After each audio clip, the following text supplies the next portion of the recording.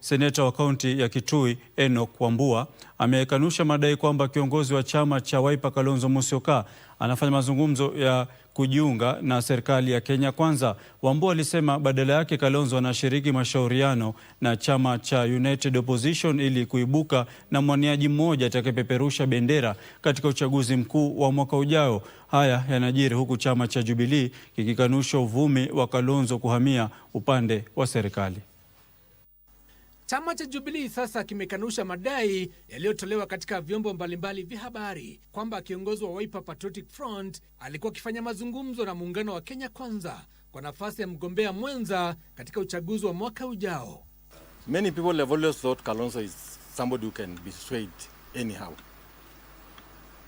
But I'm telling you, the day I realized you cannot just sway Kalonzo is the day that Moi failed to convince him to support Uhuru Kenyatta in 2002. I doubt whether he will do it. He's very committed. In fact, if anything, he's one of the front runners for the presidency.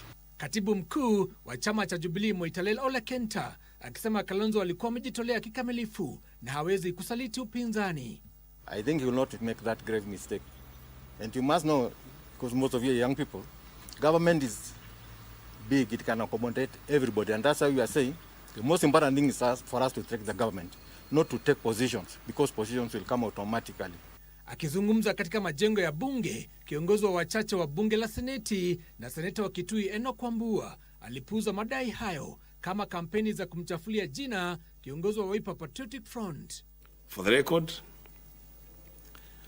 the Wiper Patriotic Front party leader has not had any such meeting with the president.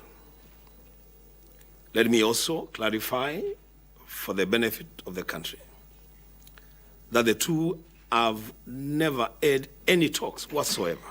Wakati huo aliyekuwa waziri Aisha Jumwa amekihama chama tawala cha UDA akidai unyanyasaji kutokana na msimamo wake wa kutaka kugombea kiti cha ugavana wa kaunti ya Kilifi mwaka ujao. Aisha Jumwa Karisa Katana is no longer a member of the United Democratic Alliance, UDA. This decision is not an act of anger. It is an act of concerns. Mjini Mombasa, katibu wa usalama wa kitaifa Raymond Omolo ameushtumu upinzani akisema unasukumwa na upinzani wa mabadiliko. People were used to a lot of mediocrity over the years. And we have a president who is changing that, who is transforming that. And that becomes uncomfortable for most people. But we must do that for this country to progress, for us to have many, many beasts whom we can celebrate like we are doing today.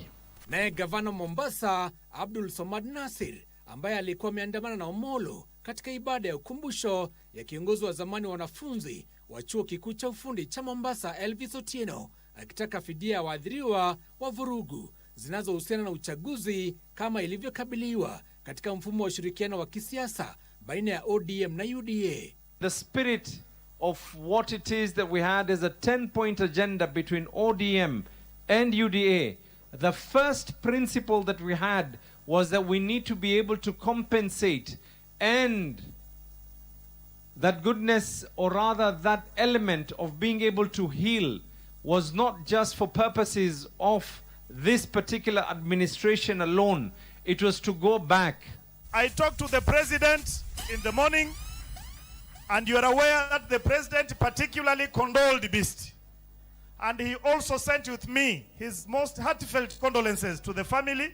Giverson Maina, Darubini.